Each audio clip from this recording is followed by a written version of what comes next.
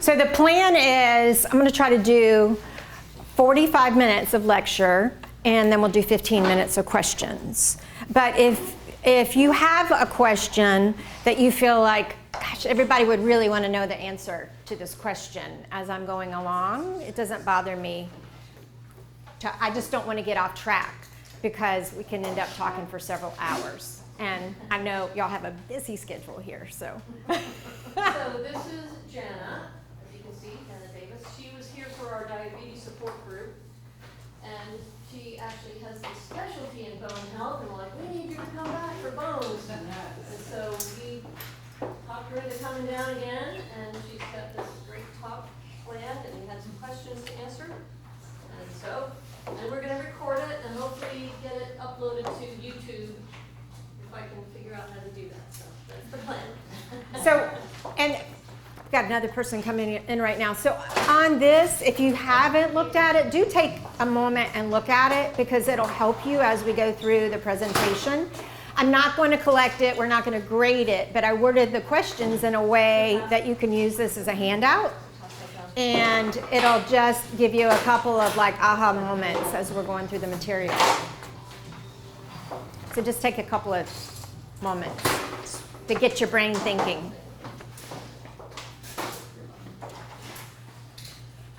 Okay. I'm gonna let them get to just a couple of minutes as everybody gets settled. And it's better than a handout because then people start reading the handout too. Don't read the handout. If anybody wants your card, you can pass that down. Are you associated with an office? I am my own business, yes. So I can tell you a little bit while y'all are doing that. So I'm Jana Davis. I'm a functional registered dietitian. I have a master's in nutrition from Florida State. I went to undergrad at Clemson. Been practicing in the world of nutrition for over 30 years, but I've worked in a variety of different roles. This last decade, I've really just focused really on my private practice. And is anybody familiar with the term functional? Yes. So as a dietitian, to say I'm a functional dietitian is I am always helping my client get to the root cause of their disease. So whether it's the reasons for bone loss, or it could be thyroid disease, or, we need to do some digging and to look at contributing factors that could have caused that disease to occur. One quick one. Everybody make sure their phones are off because we're recording, so thank you.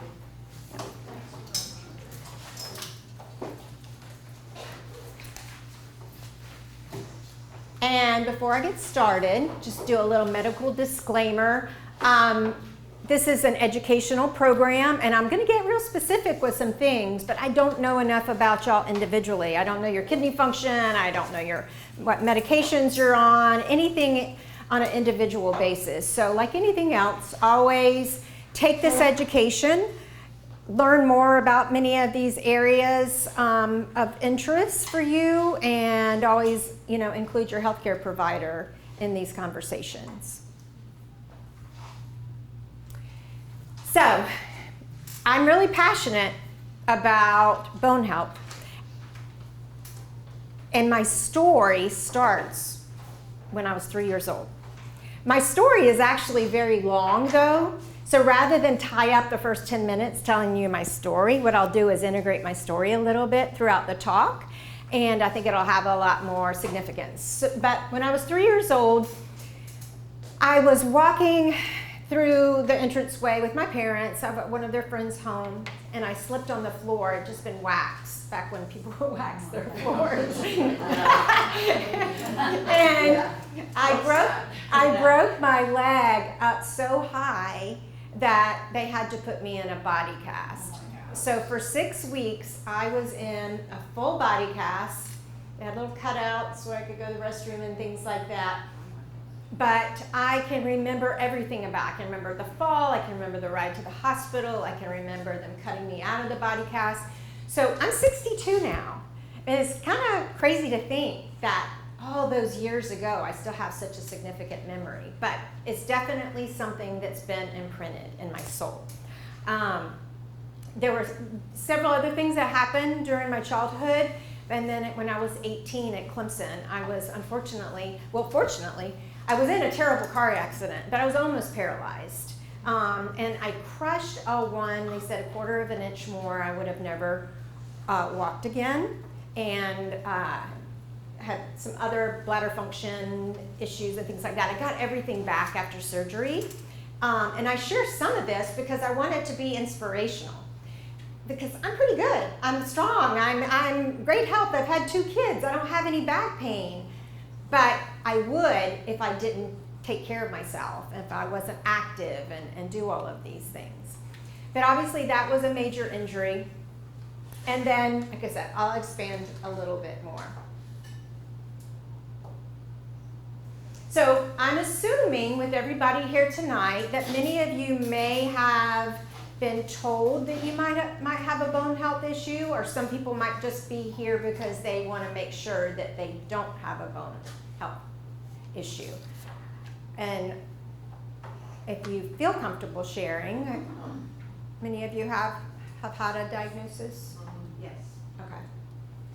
I can tell you, bone health is something that I think, and that's why another reason I want to be able to get out in communities and talk about this, because kind of the scenario now is your typical DEXA scan's done at about 65. I started getting DEXA scans at about 50, because part of that bone health story is my mom, who actually got to attend one of my talks the other day. She's 84, and she found out just through a screening where they put the heel in there about 30 years ago that she had osteoporosis, and then all her sisters had osteoporosis. So I, wanted to make sure that, I was staying on top of all areas of bone health, throughout my life. So let's talk about some of the reasons that we lose bone. Definitely, as we get older, yes, postmenopausal, we lose estrogen, and estrogen can have an impact on bone, but there's so many other reasons. So looking at some of these, yes, the family history, and the family history is something that we can do something about, because we can dig into our genetics. We can look at what pathways that we need to support that much more. It's in the family. We can take action on that. But I think a lot of people that I work with, they might have IBS. They don't they've had an irritable bowel their whole life, or they might have something more significant. So maybe somebody's been diagnosed with celiac disease. All of these are very significant. From a standpoint, we got a big group of women in here, though. One of the things, though, that I want to emphasize is the issue of when we look at that risk factor of it could be disordered eating, or it could be an actual eating disorder, or it could be chronic dieting. And also, think about years ago, and it still's happening now, really a calorie was a calorie, right? And people, when they were trying to lose weight, they didn't care if it was 100 calories of, fudgesicle or 100 calories from an apple. All they cared about was counting calories to lose weight. And we know that chronic dieting can definitely impact our bone quality, because we're not going to get all these nutrients. Does that resonate with anybody?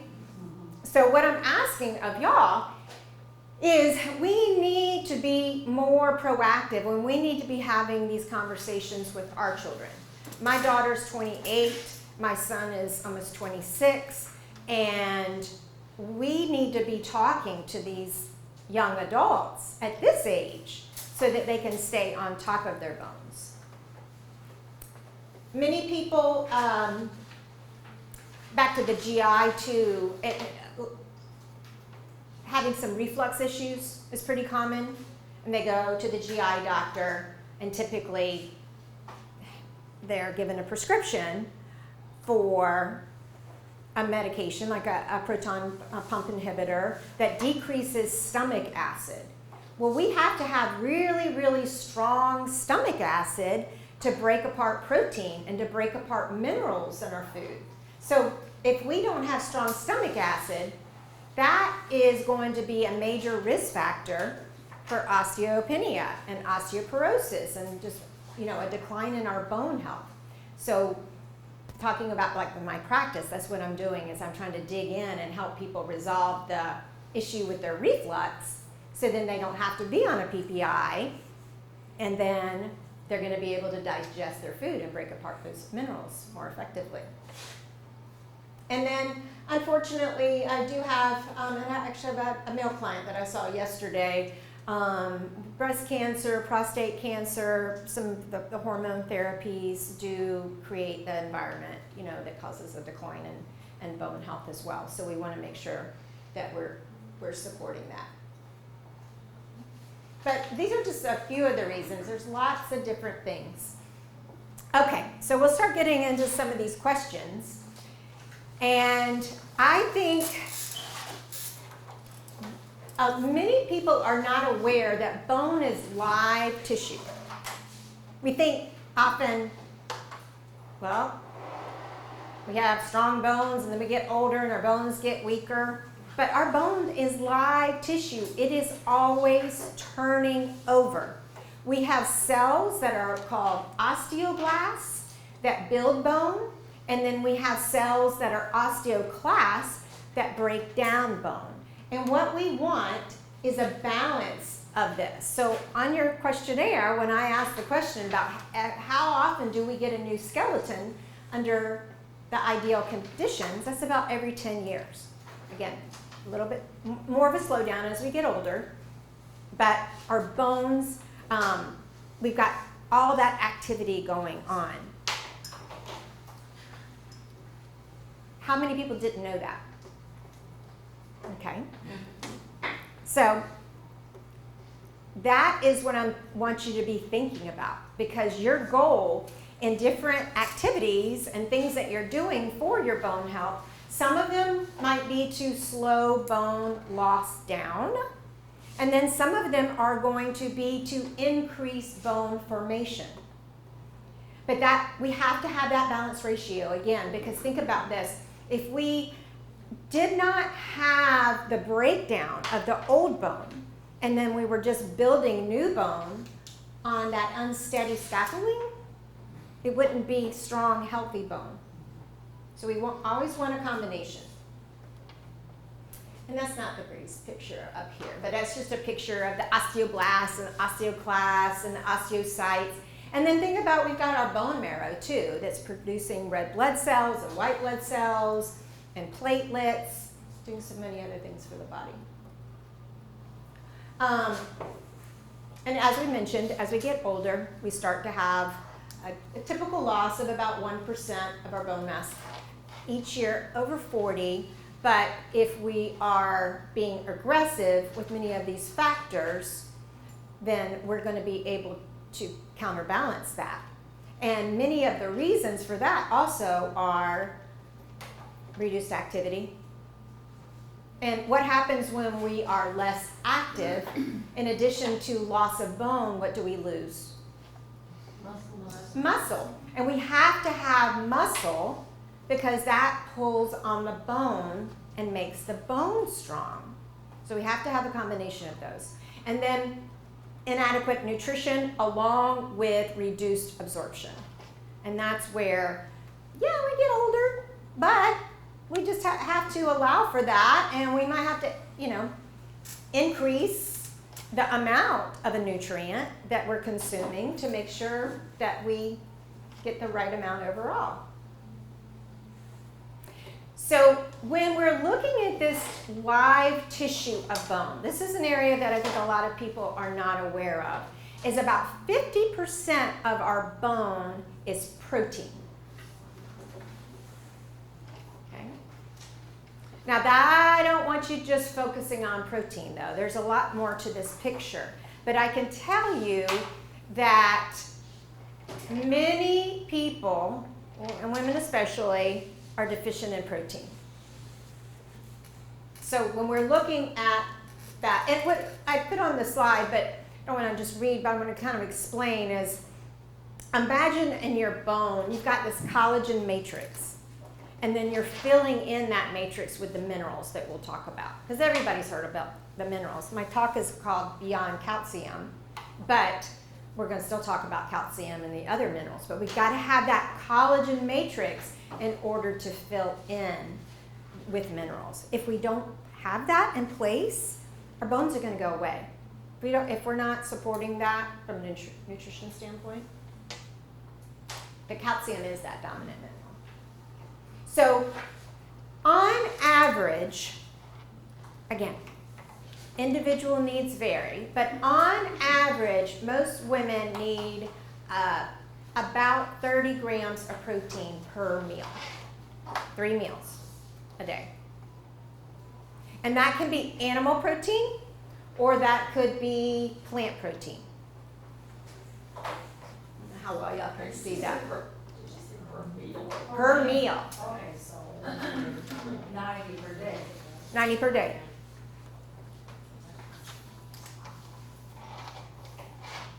And there's examples there of how much grams in a serving or something. Yes, so again, I encourage a combination of animal protein and plant protein. So we're going to look at this in more detail, but think more Mediterranean, right? Smaller amounts of animal protein, but then we've got, beans and lentils and things that are really, really good sources of plant protein, because we want the diet to be more alkaline and not just a bunch of animal protein, which tends to be more acidic. To give you a ballpark though, about a piece of chicken, about the size of a deck of cards, you might have heard that. That's a typical serving, that's about 20 grams, which our body really efficiently absorbs about 20 grams for sure. But that could be also other things like, besides like chicken and fish and shrimp and eggs, Greek yogurt. I mentioned the beans and lentils, chickpeas, quinoa, nuts. All of those would be good examples of protein. How's everybody feel like they're doing on protein? Pretty good? I think where, I see deficits is like someone goes out and they'll just have like a salad and some soup. And they might have felt like that was pretty nourishing and filling, but most likely it probably did, depending on the soup, might not have had, but just like a side salad, I see that a lot, like a side salad and some soup, and so they come up short. So this is something that we need to have at the forefront. And as I mentioned, about that 30 grams per meal. And then what we want it to look like though, because we want it anti-inflammatory, and that anti-inflammatory, we get that from plants. Okay, so that's a good illustration of when we're looking at our plate, we always want to have color on our plate. So if you had your chicken, you still might have some butternut squash or sweet potatoes and your broccoli or quinoa or brown rice or black rice, cabbage. It's not always going to be perfect, but color. Protein, color, and then you can have your grain. We'll talk more about sugar in the future too, but in the talk, but you can definitely have some whole fruit. And I think, there is a lot more education going on about the importance of having diversity in your diet, because I often talk to people and it's like, well, this breakfast kind of works for me, so I kind of just have that every day. And that's something that's going to be a negative, because we're never going to improve like our microbiome, our gut health, and we're never going to get a lot of different nutrients if we are eating the same thing every morning. Anybody guilty of that? Because it's easy. What if it's a healthy breakfast? Well, give me an example. Let's use that as an For example. my breakfast, I eat scrambled eggs with organic corn, squash, peppers, or whatever other veggies I have in there, some turkey sausage, and I have whole grain English muffin and tea. But I think that's pretty good. No, that's a great breakfast. So they're just mixing it up. Maybe you might have some Greek yogurt and some blueberries and, some nuts. I mean, just change the type of food from time to time. But that breakfast itself is excellent. It's diverse. It sounds like you got a lot of color. You got a lot of protein. Okay. So definitely. That one I know you can't see. And then in addition to that protein portion, another part of the diet that is extremely important for bone health is we have to have the healthy fats. And that's for the absorption and transport of our fat-soluble vitamins. So vitamin A and D and E and K, those all have to have the presence of fat. So let's say you're taking your vitamin D in the morning. If you took that with orange juice and you didn't have any fat in your meal, it's not going to be absorbed very well because there wasn't present of fat in the diet. And then another extremely important part from an inflammation standpoint, and again, if we raise inflammation in the body, that's going to activate those osteoclasts, the cells that break down. So we always want to be including things that lower inflammation. And omega-3s are something that's essential to reduce inflammation in our body. They're important for our immune health, our heart, our eyes, and our bones. So looking at sources, whether it be wild salmon, I've got a whole list there. You got your wild salmon, mackerel, sardines, many of your smaller fish, avocado, olive and avocado oil also has some really healthy fats. Not as many omega-3s, but still really healthy fats. And then plant sources, chia seeds, flax seeds, walnuts are a great source. Had that on your quiz list. Quick question about olive oil. So you said cold pressed organic olive oil. That means the others aren't as good? As far as the type of oil? Yeah. Absolutely, yes. So, Because you only get it. yes. So avocado and olive oil would be anti-inflammatory. Those have omega-3s. But that was a question that I had on there. Unfortunately, just because we have a lot of processed food in our food supply, we all get a lot of omega-6s. So when you hear all this conversation about seed oils, that's what they're talking about often. Many of the other, like sunflower, it's not that that's a bad oil, but we don't need any more of that type of fat. And we actually, this gets a little more detailed, but we want a very small ratio, about usually 4-to-1 or so of omega-3s to omega-6s. And a lot of times people are more like at a 20-to-1. They've got lots of omega-6s rather, and not as much omega-3s. I think she was, if I'm understanding, she was asking if it should be organic. You said cold pressed organic. Oh, as far as olive oil? Yeah. Oh, no. Well, thank you for clarifying that. So, if you're buying an organic cold pressed olive oil, that's what you would want to use as your salad dressing. If you see some of the other versions of olive oil, they'll say that they could be used for cooking. They have a higher smoke point, but we typically don't want to use olive oil at a high temperature. It will oxidize. It'll become rancid. That's what we could use like avocado oil because it has a higher smoke point and it can be heated like that. Does that clarify? But salad dressings and marinades and things like that definitely are really good I think olive the oil. point too is that there's a big variety of olive oils that are unhealthy. So the cold pressed and the organic is a little bit more of a guarantee that it's in the high quality, right? Right. Rather than just the Yeah. lowest price olive oil on the grocery store shelf. Yes, and to that point, if you smell the olive oil and it has an off, you can smell it if it's rancid. A lot of times you'll go to a restaurant, you can smell that the olive oil is rancid. So that is not supporting our health. That's a negative. So we want to make sure that we eat fresh oils and fresh nuts and things like that. Go ahead.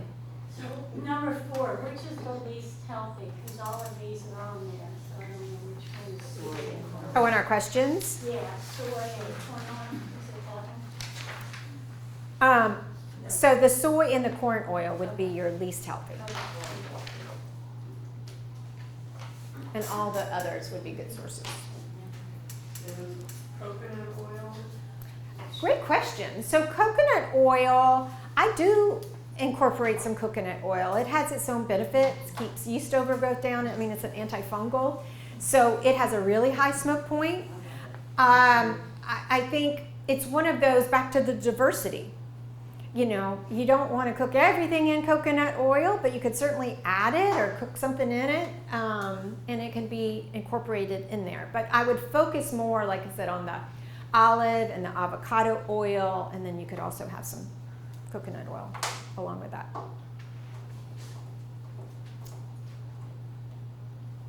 And then additional bone nutrition guidelines. So the state of affairs, when we look at what is going on, we have a room full of people and everybody's bones are not doing as well as it, you know.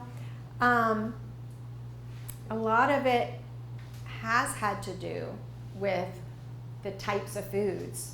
We have a lot of ultra processed food, which is very inflammatory. Again, ultra processed food is going to activate those osteoclasts, the cells that break bone down at too higher rate. And then ultra processed foods also can be really high in sodium. Too much sodium is not supportive of our bones. And now, and I want to separate the difference between like a processed food and a convenience food. Like you can go get like Rao's spaghetti sauce that's a processed food, but it's got tomatoes and olive oil and spices, and it's still a healthy choice. But if you maybe chose another bottled sauce that had a lot of added sugar and like a lot of preservatives and things like that, that one's not going to be the same type of choice. So we have to be realistic too. We're fortunate to have some of the convenience items that we have, but from a snack standpoint, we definitely need to look at, you know, what is in our food. Other things that we need to pay attention to, excessive amounts of alcohol. Now, let me clarify. Okay. And again, this is, I don't know about anybody individually. So from a bone health standpoint, there are actually some studies that have shown a small amount of alcohol, like a glass of wine, is supportive of bone health because it encourages estrogen, okay, and fat, okay. But excessive amount of alcohol is when it becomes a situation for our bones where it's more catabolic. So whole bottle's not more estrogen. Hope, yeah. If you have a big glass. And, not that I'm admitting anything, but if your bones regenerate every 10 years. Right. So if you were drinking more as you were younger, Right.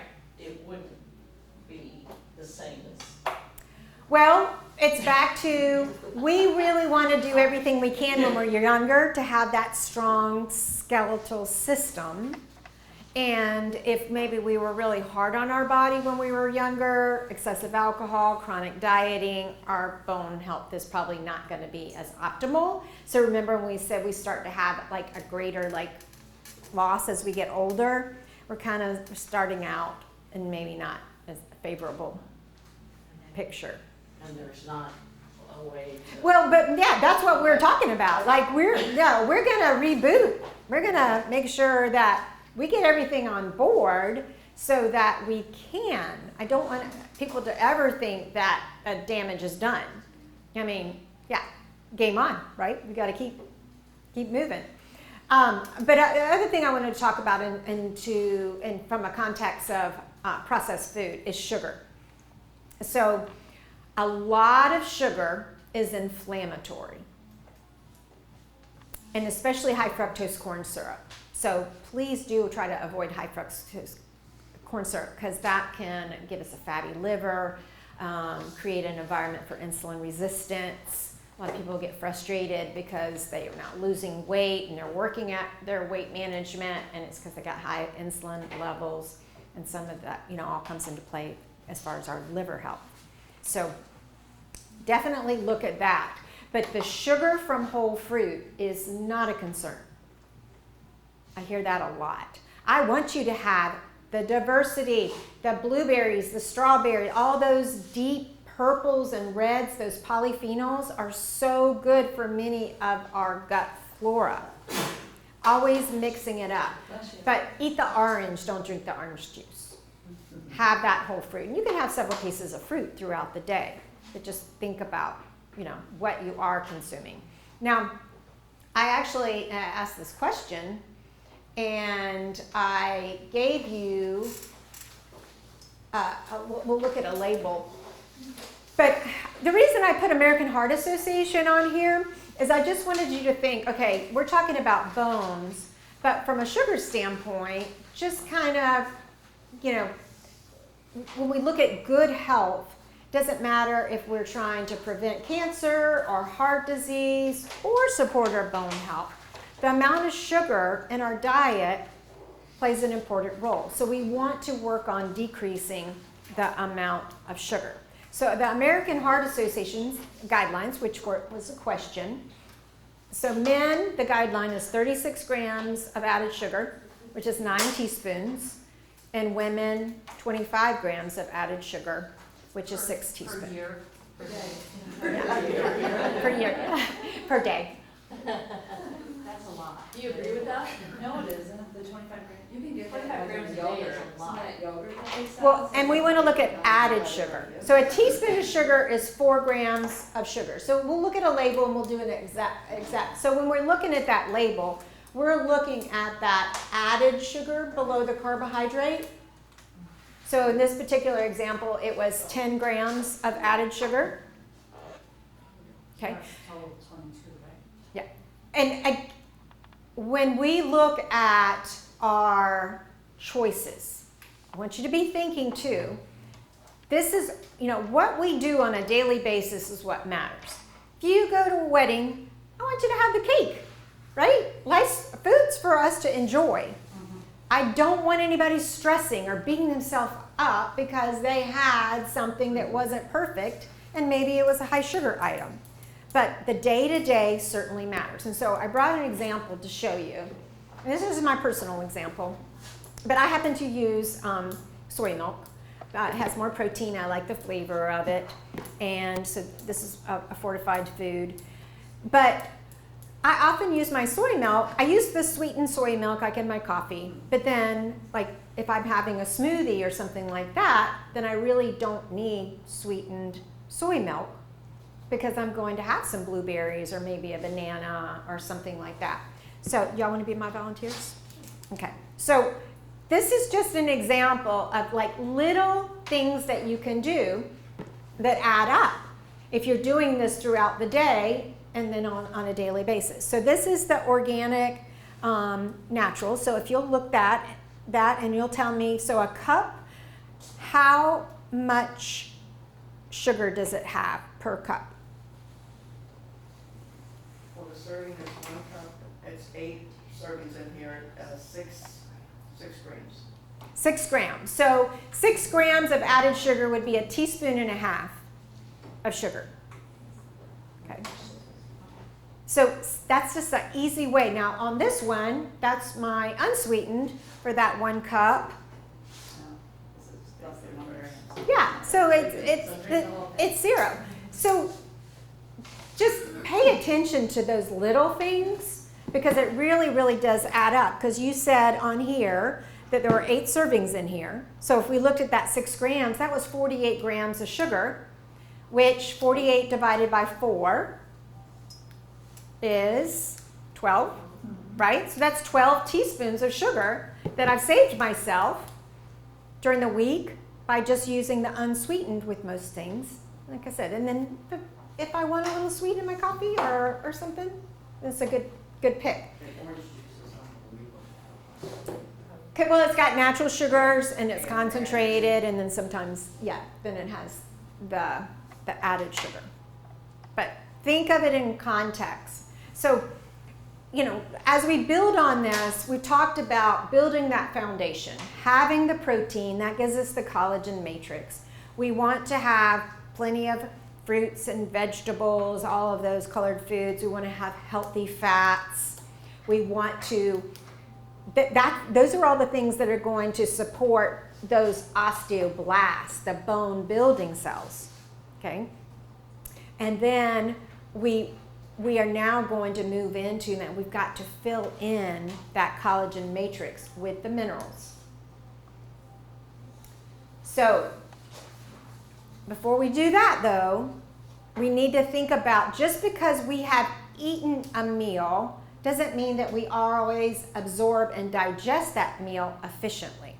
So a couple of things that I just wanted to mention to you is it's not just about what we eat, like I said, is what we absorb and digest. So slowing down, chewing your food well, taking some deep breaths. You need to be in a rest and digest state when you eat your meals. If you're grabbing on the go, I can tell you, you probably have some more malabsorption. And then just the obvious that it's going to also cause more symptoms. Now in my practice, I always start off almost everybody doing a GI map. And that's a stool test where we can actually look at how much fat is in the stool. Or if you're not digesting fat, you're not getting all those fat-soluble vitamins. What do your pancreatic enzymes look like?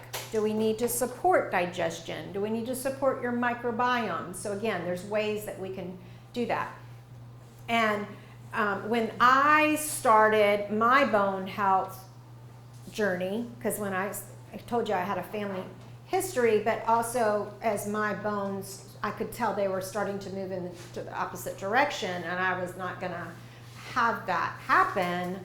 That's one of the first places that I went, is looking at my digestion and absorption, in addition to other factors.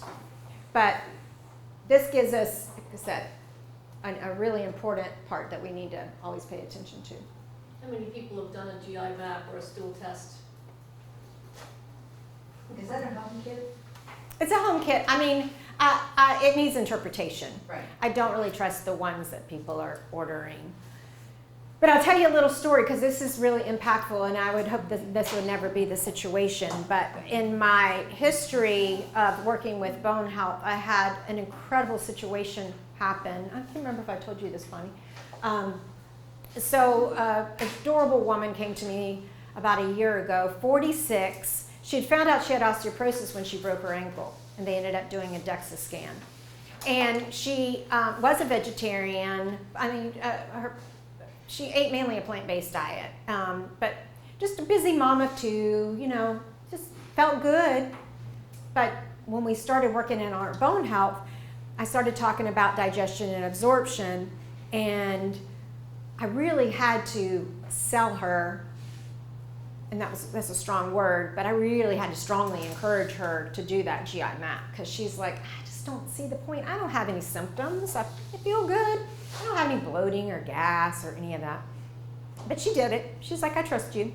So she did the GI map, and it came back there's the FIT test that looks at occult blood. Again, she's 46. Right? She had really high occult blood. And so when we got those results, again, she doesn't have any risk factors. I'm like, it could be a hemorrhoid, there could be a lot of reasons for this high occult blood. But I am your functional dietitian. I am now going to refer you to a gastroenterologist, and I would like for you to get a colonoscopy. So go see them. They did the colonoscopy, and she had stage 3 colon cancer. I still get chills when I tell that. Because, it's a happy ending. She's had to go through a lot. She's had surgery, she's had chemotherapy, and she's still in the process of healing from all of that. But she said she has told this story to her doctors so often, because they're like, okay, so you went to see a dietitian for your bone health, and you found out you had colon cancer. So, but I say that because the value of that test, because it literally saved her life. Because at 46, she would have not been due for, a colonoscopy. She didn't have symptoms. So I can't say enough good things about everything that we get from, doing a detailed look at what's happening in our gut. I think it's interesting too that apparently there's a trend in young people to do these anti-parasite treatments. Yeah. And, I was at my daughter's soccer game, and this guy was like, everybody has parasites. And I'm like, yeah, right. And so this test, they checked for parasites, I didn't have any parasites, Megan didn't have any parasites, so not everybody has parasites. Right. But they're taking these toxic things, to That are clear out wiping their out, gut yeah. for no reason. No, that's a great point. Which is ridiculous. That's Yeah. why you want to know what's in there. Yes, we don't want to just take supplements of any type unless we know that there is a reason that our body needs them. So, no, thank you for sharing that. Definitely important. So, as I mentioned before, this talk is called Beyond Calcium, but we're going to talk now a little bit more about all these other 16. We're not going to go through all of them. We'll have time to do that. We're going to talk about some of the key players here as far as our bone health, which one of them is calcium, because that's, again, that predominant mineral. And these are all some good sources of calcium that are included on there. And I asked some question on your pre-assessment. I'm waiting though. Do you see a food that's not listed? Milk. Okay. I had somebody ask the question immediately the other day. So what have you heard as far as milk? What's the conversation been like as far as bone health? Milk's for baby cows. Okay. Yeah. Anything else? I think we were all brought up thinking milk is a really, really good supportive food for our bones. We drank it with every meal. We had our little carton at lunch. So not to say that milk does have protein, it's a good source of calcium. But where a lot of the conversation is now that we know is, so milk has milk sugar, right, lactose.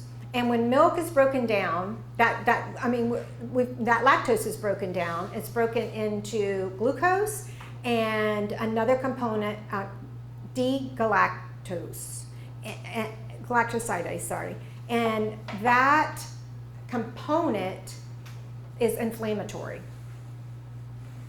So remember how we talked about we need to keep inflammation down? And if somebody was consuming a lot of milk and then having that byproduct of that breakdown of that lactose, that could be an inflammatory situation. So if there's been a lot of animal studies that have been done, more conversation about it as far as in humans now, but that's kind of where we are with the milk. So my recommendation for milk is if you enjoy a cup of cow's milk, keep it to like 1 cup. I do encourage you to have some fat with the milk, at least like a 2%, if not a full fat, preferably like a grass-fed milk, that then you can have those fat-soluble vitamins that are in that fat, and you'll be absorbing those. But that's part of when we look at dietary sources, kind of where we want to be. Other sources here, you can make note of any of them. Hard cheeses, see they don't have that lactose. The yogurt, or leafy greens, kale, broccoli, bok choy, salmon with all this, and especially small fish with the little tiny bones. Fortified foods, my soy milk is a fortified food. So one suggestion, if you are drinking like an almond milk or a soy milk, this is fortified. They've added the calcium in it. Make sure you shake it up before you drink it. Otherwise, the calcium's all going to be at the bottom. How about oat milk in that milk sector? Doesn't have a lot of nutritional value. So it doesn't have the same amount of protein and things like that. Not to say that you can't have some oat milk with, if you like it as a smoothie base or something like that. I just personally don't choose it as much because it doesn't have that factor. And then other sources, nuts and seeds. I asked you about a couple of these. Almonds, chia seeds, legumes, beans, lentils, and then mineral waters are one of my favorite ways to get some calcium in. So Pellegrino, I can never say the Gerolsteiner. In that question, the answer is the one with the least amount, is that Bananas.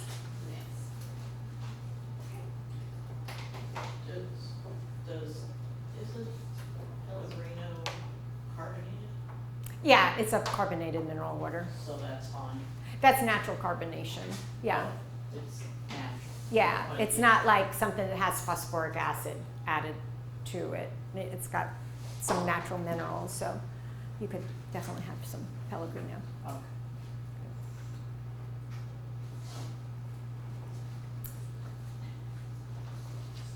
But sometimes it's difficult to get enough calcium in our diet. And our goal, I asked you this question, most postmenopausal women, and actually even premenopausal, on average, we need about 1,200 milligrams of calcium between our food and supplements. That's a really, really important part because excessive calcium without the other team players that we're going to talk about can be unhealthy for our heart. Okay? We've got to make sure that calcium's always going to our skeletal system and our teeth, and we don't want it to ever go to soft tissue like our heart, our arteries and breasts and kidneys. So we'll talk a little bit more how to do that. But I do like, if somebody's needing a supplement, I prefer an algae base just because of all the other minerals present, tends to be well absorbed, well tolerated. And another thing to keep in mind is that we can only absorb about 500 milligrams of calcium at a time. So I do use a calcium supplement to get up to my 1,200 in addition to my diet. If I was having something, maybe I'm having a smoothie that's made with my soy milk, and I know that's a high calcium meal, I probably would wait and take my calcium supplement at another meal. Because if my calcium supplement had 400 milligrams of calcium and then I'm consuming 300 or 400 milligrams of calcium, I'm not going to be able to get the full value out of that. So just be thinking about that too, as far as how you spread your supplements and things out. Can you share which one you take? I tend to use, I use AlgaCal Plus, or I use OsteoVegan, which has AlgaCal in it. And OsteoVegan just has some other B vitamins and some other components. It's a better price point. But I'd say with most of my clients, I use AlgaCal Plus or OsteoVegan. And those are mostly from physicians, right? Are they nutraceutical? Or can you get them over the counter from Amazon? Can't get them over the counter, but definitely, I mean, If anybody needs a supplement or whatever, feel free to reach out, because I don't pay retail, because I can offer you a better. I think Uh, the program. concern with these calcium supplements is you heard so much about like kidney stones and stuff, so like you don't know which ones to take. Well, but that's back to the amount of calcium. If people are taking excessive amounts of calcium and they don't have those other components on board, and that is going to bring us to other things. So I told you I've had this long bone health story, but if you look here, in 1969, I did it's funny that I still had this artwork. Strong bones. I am the sunshine vitamin. This is vitamin D. I build strong bones and teeth. You see me when you play outside. I live in milk. See, you're all talking about that. I am vitamin D. But yes, so what is the best source of vitamin D? It is the sunshine. And why does vitamin D comes after our conversation about calcium? Because vitamin D increases the absorption of calcium in our diet. So when we have that on board, we've got to have all these other components to be able to get the effective absorption, and then we're going to look at more transport. And then the other part that I mentioned earlier, that vitamin D also plays a role, it plays an important role in muscle strength. So having that, they've actually done a lot of studies looking at falls and people who did not have an optimal vitamin D status versus people who did, how many less falls occurred. But just always remember, vitamin D is important for our bones, our muscles, our immune system. It really functions as a pro-hormone in our body.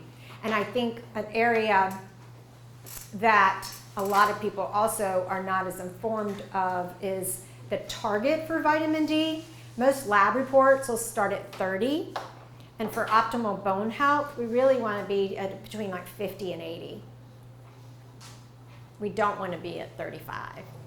That's not going to give us optimal bone health.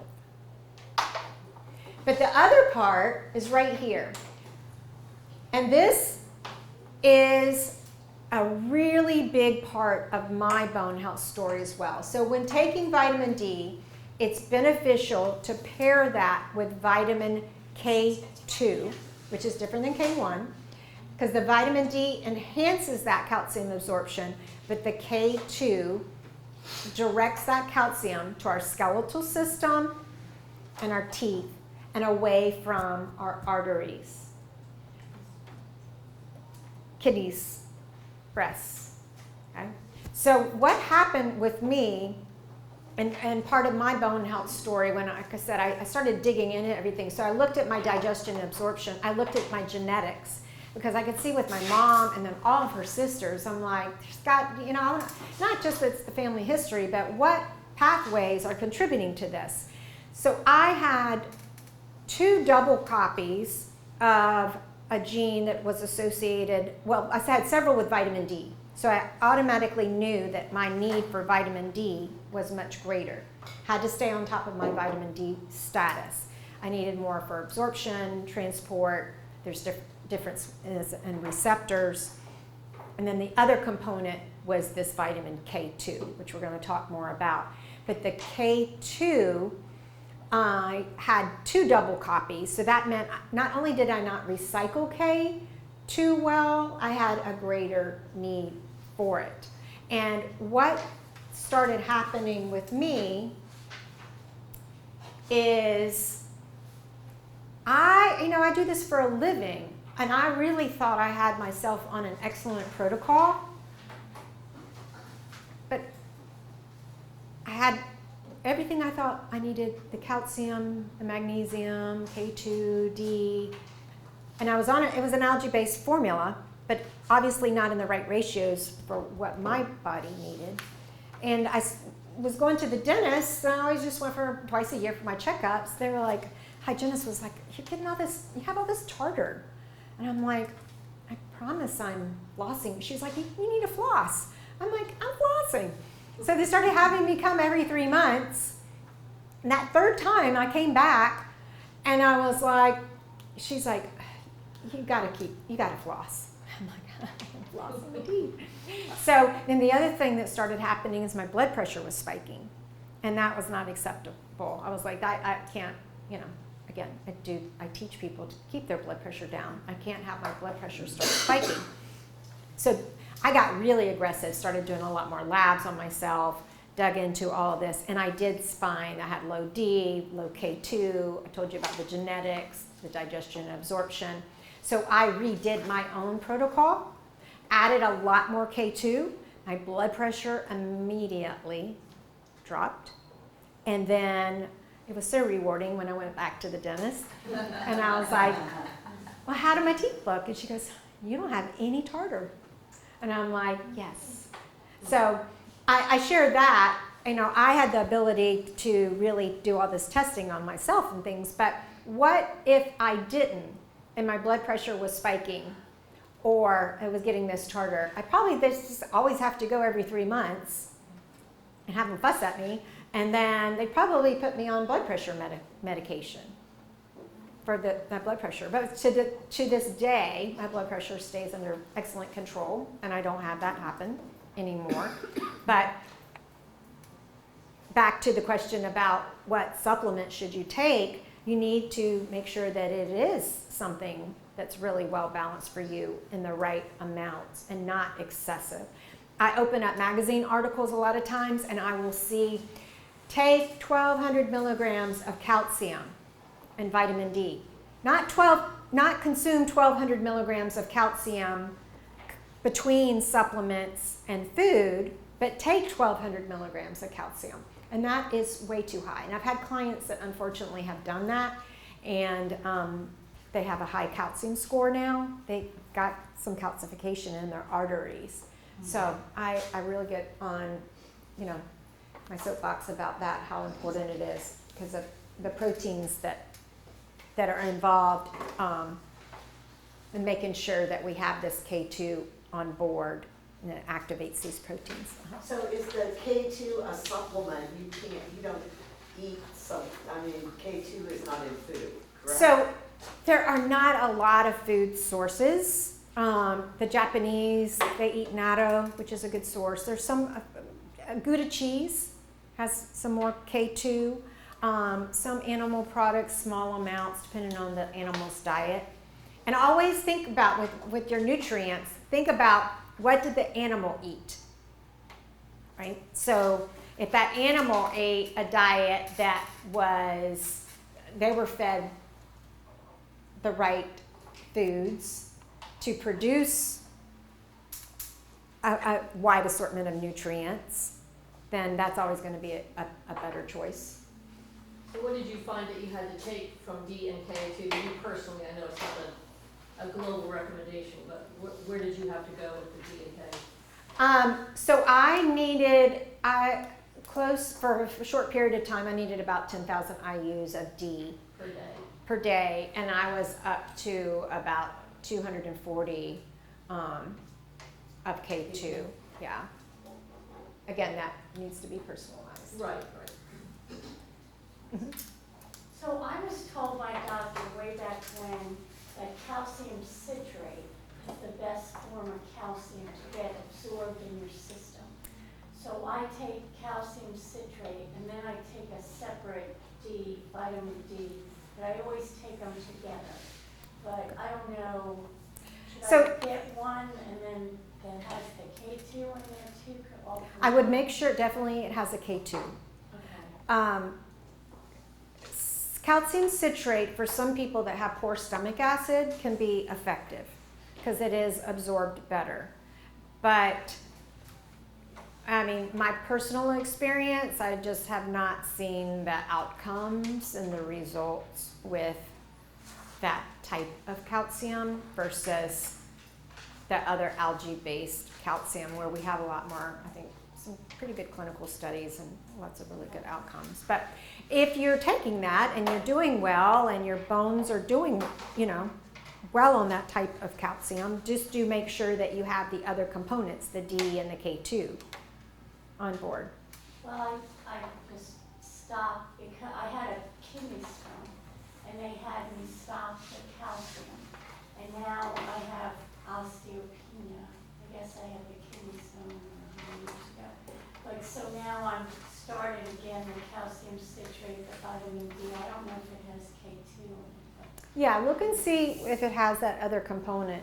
The other thing too, and I had on the slide, as far as, you know, that goal for the vitamin D, we want about 50 to 80.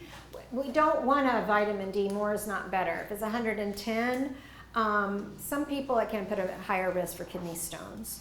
So I always recommend that we check our vitamin D a couple of times a year, like winter and summer. In winter, we're not getting as much sun, and it comes from the sun. So when we are checking it a couple times a year, we get a better picture of what our status is. And then I put a note on here.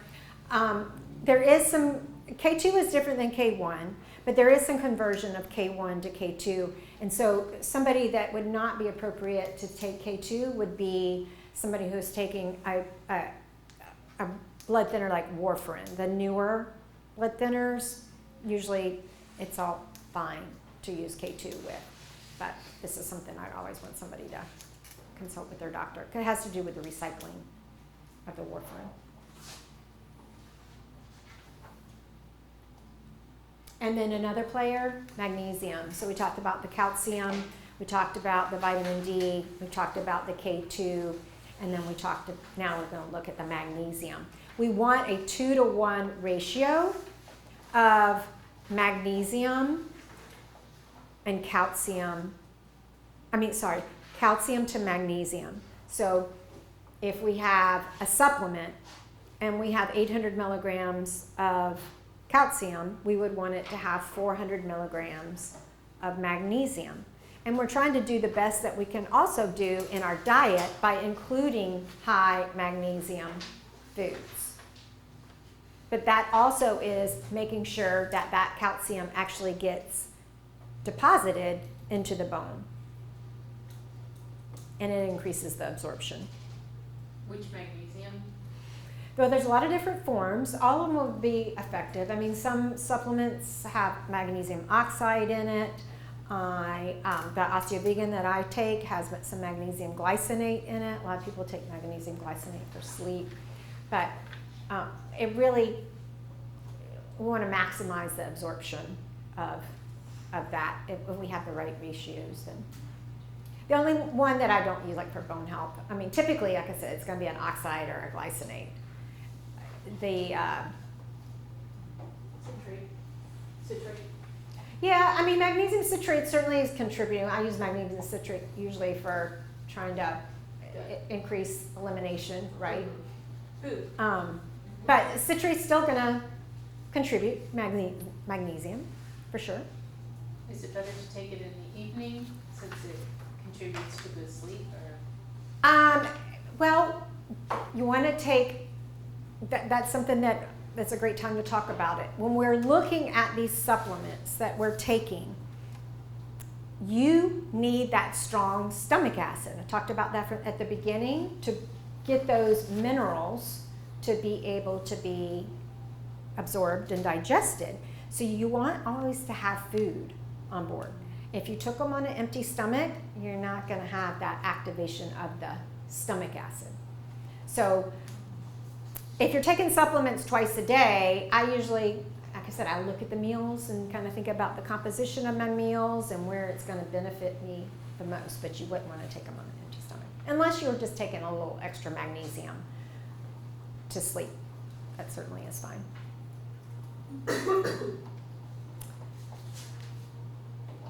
And then some other food examples, I asked you one of those. One of my favorites is pumpkin seeds, but leafy green vegetables, nuts, seeds, whole grains, all of those are going to have some magnesium. Back to diversity. Remember I showed you the plate?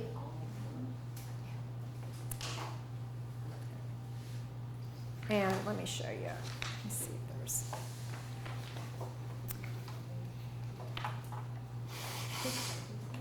From a time standpoint, how are we doing? We're already at an hour. So I'm not going, there's some other specialty topics, and maybe we can do those at another date. I want to tell you a little bit more about my personal story, and then also, just I think most of us know that physical activity and doing the resistance exercise and making those muscles strong, that certainly is going to play a role. Like when we go for a walk, certainly that is weight bearing, and that is going to be supportive of our bone health. But when we're doing resistance exercise and building muscle, that's really going to have a great impact as well. So one of the things I wanted to share with y'all, as I told you, I kind of had this whole bone health story my whole life, and thinking about my bones, being very proactive, staying on top of them as I saw the need. And I kind of thought my bone health story was over.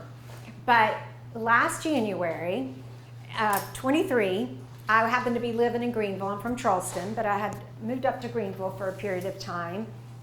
And I was out walking my dog. And meanwhile, again, I do strength training. I do it all. My diet, I do practice what I preach. Felt really, really good. And I had some REMS, ultrasounds, not just a DEXA, looking at my bone quality. Knew my bone quality was really good. But I'm out walking my dog. We'd had a lot of rain. Had my LL Bean boots on. So I'm ready for the weather. And there was a part of the sidewalk that I knew tended to be slippery. So as I'm walking up the sidewalk, I'm getting ready to kind of do a detour. Well, I guess that patch had expanded, because before I could detour, my feet went out from under me and I slammed to the ground, had my hands back, fell on my hands, knocked the breath out of me. I was in so much pain. I think I pulled a muscle, but I didn't break anything. Okay? I did not break anything. And so I came out of that going, wow, if I could have that type of fall and come out of it, my bones are pretty good. But we don't understand why things happen to us, right? So here I am. It's not like I don't think I've fallen in the last 30 years. So 2 weeks later, I'm coming off of that. My friend had been walking my dog because I had pulled a muscle. And we'd had, again, more rain. The sun's coming out. And I'm like, I got to go take my dog for a walk. So I head out. I check my shoes. They could have even been better. I'm going up this hill behind my house. I'm on a curb. I'm on a sidewalk with a steep curb, rough street. And when the sun came out, I took my jacket off and I did this, y'all. I went, oh my gosh, this feels so good to be outside in the sun. Unfortunately, I gravitated toward the curb when I did that. And I opened my eyes and I realized I'm at the curb. And I'm stepping into this street, which is it's not a smooth street. And I do a lot of yoga, but I realized I can't pull myself up. And I slammed into the road. Okay. And that orthopedic surgeon's, it wasn't an osteoporosis break or anything. It was a traumatic injury. I broke both bones in my wrists, and if you can see, I have really tiny wrists, really small bones, which are a risk factor, right, for our bones. But I broke both bones, so I ended up with 2 plates, 15 screws, and a cadaver graft. When I did it well. Okay. So, but the point is, I healed so quickly. My daughter came for 3 weeks, and she was like, okay, I need this much protein. I got to have all this. I went back, and he's like, wow, your incision's perfect. Your bones look great. Because he'd even done, like I said, a graft. And I healed remarkably well. And then there's not a lot of space for all that hardware. So I did have that hardware out last October. Let them go in. And so it still makes me emotional. Because not a lot of people get that confirmation. So when I woke up in recovery after having the hardware out, my surgeon came in and I said, how my bones look. And he goes, oh my gosh, your bones look great. He goes, you're so small framed. He goes, but your bones look great. Your joints look great. And I was like, oh, just to have that confirmation for him to see, you know, like that. So I share all of that. And again, we don't know why things happen to us sometimes, right? But when we were talking about that bone remodeling, I had a really traumatic injury. But giving your body what it needs, it can put itself back together, and it can heal, and it can repair. And we just have to stay on top of that, ongoing. So some of the questions that I asked you at the end, we're going to go over that, but the questions that I asked you about what you could do today, I share that story because I want you to, if you can avoid a fall, I had a freak accident, but if you can avoid a fall, the chance of breaking a bone is going to be minimized, right? So, I know this is Margaritaville, but think about where you're wearing flip-flops, okay? Try to wear good soled shoes. My friends laugh at me. They're like, you're wearing tennis shoes to the beach with your cover up? I'm like, yeah, I'm not walking down that road in my flip-flops. But think about the shoes that you wear. If the tread on your athletic shoes gets worn, go get a new pair. Don't wear shoes that don't have good tread. Don't wear shoes, just mules where you're just kind of tripping around in and you don't have a good back. Make sure that in your home, don't have like this cord. Like if I had a cord on the floor, make sure you don't have cords, you know, loose rugs, anything that you can do. At our age, we're still being proactive because if we don't slip, like I said, we're going to be in a much better situation. So think about that. Those shoes might be really cute, but they might not be the best choice to wear. And then obviously other things that you can do, the strength training and all of that.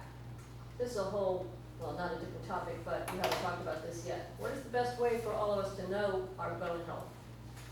As far as Do we doing, have good bones? We don't have good bones. so obviously a DEXA scan is, you know, what most people are going to get, like, as far as, you know, that would be considered like the standard. Okay, that shows us mineralization. That does not show us, thank you for asking that, the bone quality, unless they have the software on there looking at the trabecular bone score, and that zeroes in and looks at like the microarchitecture of the bone, like a postage stamp part. You usually do the spine. So the TBS score has to be present to look at bone quality with a DEXA. And then I think most of y'all have been told, make sure you get your DEXA at the same place. You want to make sure that that person is well trained to do DEXA scans, because a lot of decisions are being made based off of those results.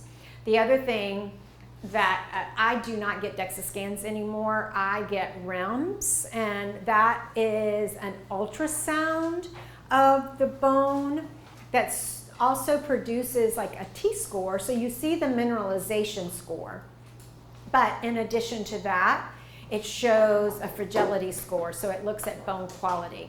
So when I was commenting that I knew my bones were good quality, that was based off of that score. And I do have a few spots left. I go to North Carolina usually to get my REMS, but in South Carolina, we don't have anybody doing REMS. So I have Dr. Andrew Bush, who is an orthopedic surgeon that does REMS and really focuses on bone health. He is coming to Charleston for me on September 6th and 7th, and he's going to do REMS all day long, 30-minute sessions. And it's a mobile unit, and like he's standing next to you and he's doing the ultrasound, so you can see it on the screen. And I think I like REMS because I get a sense of the sense of accuracy, like it was done correctly. I also like REMS because there's no radiation, because I've had a lot of X-rays. Which bone do they measure? Spine and or hip. femur? Yeah, they don't do the wrist, but the same spots. Okay. Yeah. So What does REM stand for? radiography,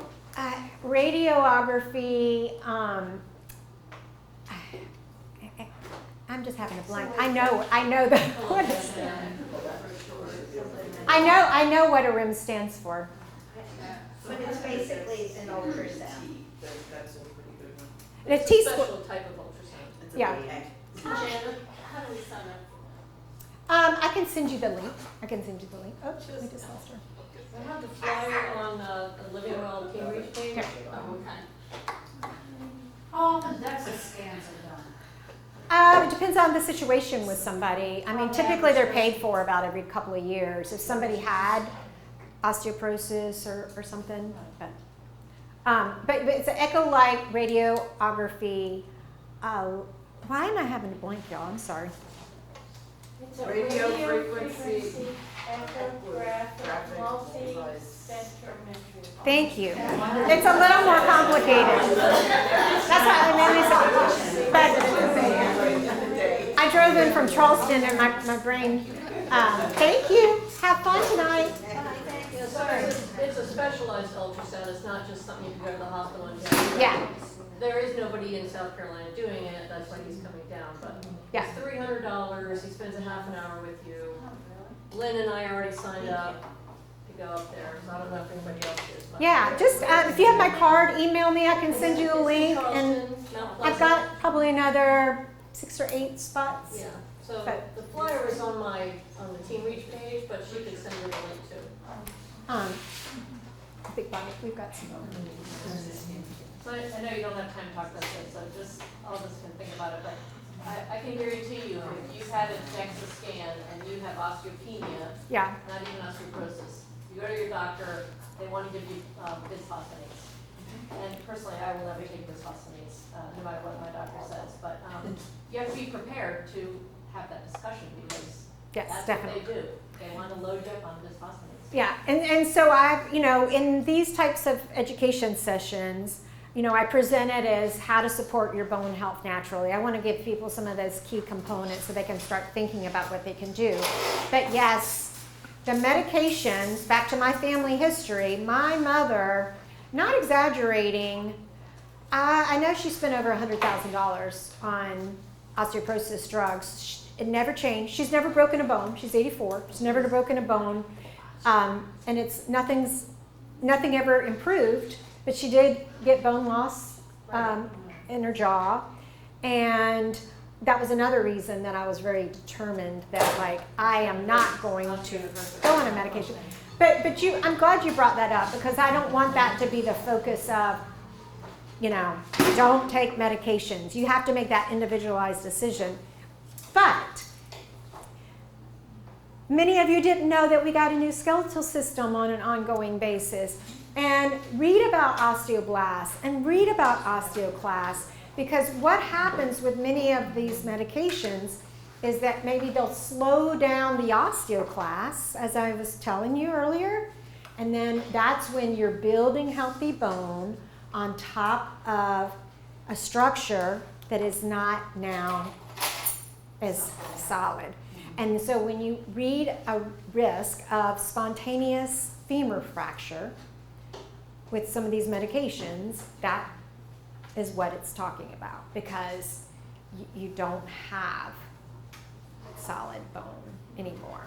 Which is also the problem with the DEXA in that situation, right? So your DEXA might look denser, like your score is better, but it's not strong bone. It's fragile bone. Right. So you think you're doing good because you took these meds and your bones are denser, But they're not stronger. Because think about our bones. We want our bones to be flexible.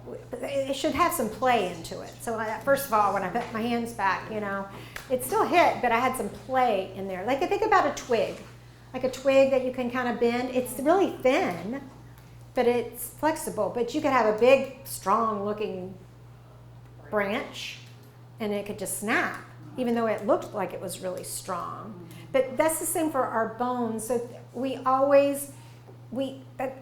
the protein, the collagen matrix, right? That's the part that gives us that play in our bones. But yes, thank you for bringing all these points up, because I'm going to do like a part 2 in some of these topics, because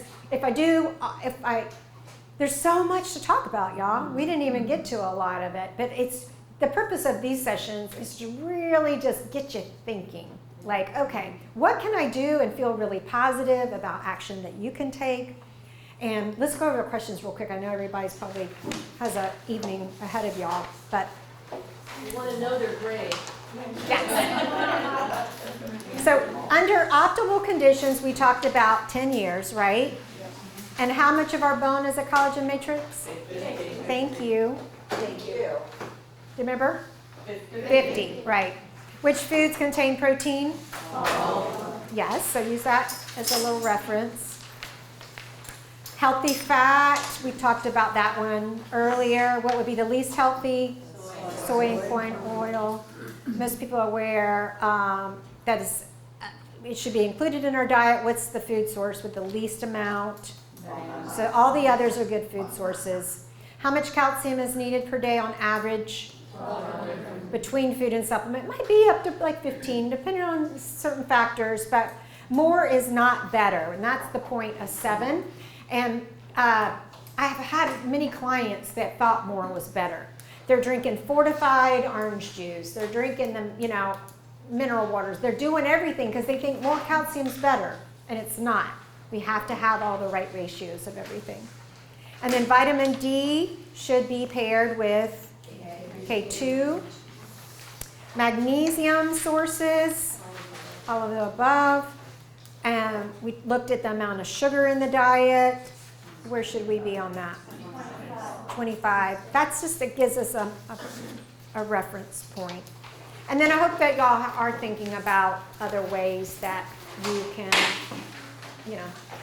if you would like other resources, feel free to reach out to me. I'm out of Charleston. I have an office on East Bay Street, but I work virtually with literally people all over the United States. So, when I'm working with somebody, I'm looking at their gut. We're doing labs. We didn't even talk about bone remodeling markers. We can look at the rate at which bone's breaking down and the rate at which bone is building. There's so much that we can look at to get a better picture of somebody's bone health. So, and then if you have any Test that you're talking about, the bone markers, bone remodeling markers, that's a lab test? that's a lab test. Oh, like what, for example? So the CTX shows the rate at which the osteoclast activity is, the rate of breakdown. You'll be getting those. I'll be there. And then I'm doing this P1NP is a marker for the osteoblast. So that shows us the rate at which bone is being built. And that, if we have a good ratio between the breakdown and those building, then we know we're good. So that's what, we can do those every 3 months. So if somebody has a DEXA and we start a protocol, we don't have to wait for 2 years to see if we're getting results. So I usually will start those after somebody's been on a protocol for a few months. And then we can see, okay, well, yeah, no, you're not building quite as much as I'd like based off of this breakdown. And that's when we keep digging into the genetics. We keep looking at all these factors because everybody is different. But I can tell you the digestion and absorption is a big piece for many people. Just maximizing that. Collagen, yay or nay for bone health? Well, I can tell you a lot about collagen. Oh, good. So if anybody, no, I'll tell you. So I think we have got some really, really good postmenopausal studies, especially with the specific collagen peptides. So like Fortibone, Fortibone is for obviously our bones, Forta gel for our joints, Verisol for our skin and hair. So the regular collagen peptides, and honestly, I was not on board with all this for a few years because the regular collagen peptides were, what everybody goes and buys, right? But then a lot of this research came out with these specific peptides, and I really went down a rabbit hole looking at all the research and got some, like I said, good studies looking at like shorter and longer, like a 4-year outcome using those specific, and it has to do with the way they cleave the peptide. So I use a foundational complex that has Fortibone, Verisol, and the Fortigel in it. And I can tell you, like, I don't have long, like, the nails. Like, mine, I can't keep up with my nails. And I know my bones look good and all of that. But if you are going to invest in a collagen, I would highly suggest that you use one with the specific peptides. And because I went down a rabbit hole studying this, I can tell you it doesn't matter what bone health program is out there. So you see so-and-so's formula and so-and-so's formula. If you see those specific ones that I'm talking about, they are buying it from the same manufacturer.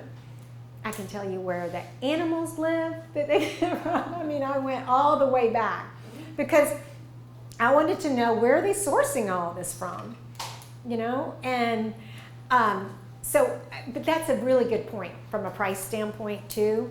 If you're comparing, those are trademarked, those peptides, and you're getting the same ultimate peptide. What do you use? What brand? I use Vital Proteins Professional. So if anybody, you know, wants access to that, if you go to my Bone Health Solutions, you can see under my store all of those things. Oh, okay. And then if somebody is attending a talk, then I would love to, y'all could get anything off 20% retail. If somebody's working with me as a client, I offer 25% off retail because I want people to, you know, I adjust the margin. So if you're taking anything name brand, I can offer it to you for less cost. But just, you got my email, send me a note. You could go in and sign up for a FullScript account. That's who I use. But if you just send me a note and say, Jen, I want to use your FullScript account, I'll go in and adjust the margin so that you ongoing would always get 20% off retail. And if you're working with me, then you get 25%. But take advantage of, you know, all the protein, the supplements, that collagen, all of those things make a really big difference.